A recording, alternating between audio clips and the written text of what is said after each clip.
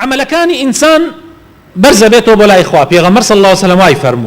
فرموي لما انجيا عملي إنسان برز بيته بلا إخوة تعالى ديار عمل برزوبونه بلا إخوة تعالى سي شوازي هي شوازي كان روجاني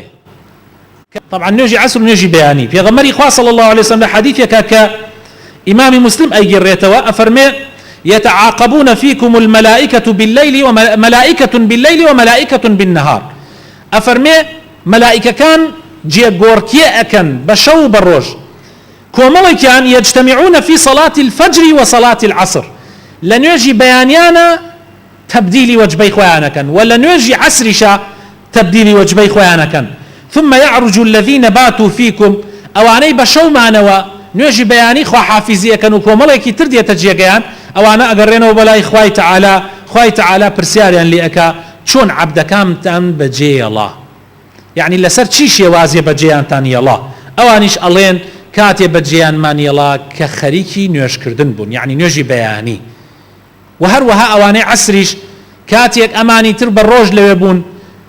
کە ماڵ ئاوایی ئەکەن و جەماعەتی عەسر دێنە شوێنەکەیان بە هەمان شێوە خوای تەعالا پرسیاریان لێ ئەکا بە چی شێوازێک عەبدەکان و بەندەکانی منتان بەجێ الله ئەڵێن کاتێ بەجێیانمان الله کە خەریکی نوێژ بوون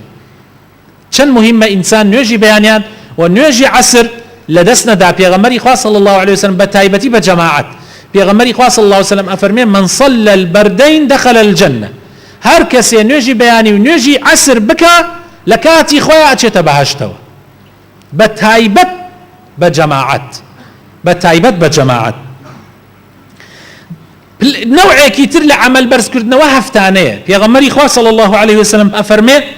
إن أعمال بني آدم تعرض كل خميس ليلة الجمعة أفرمي عملي بني آدم حمو بين شمانك شوي جمعة برزبته بلا إخوة تعالى يعني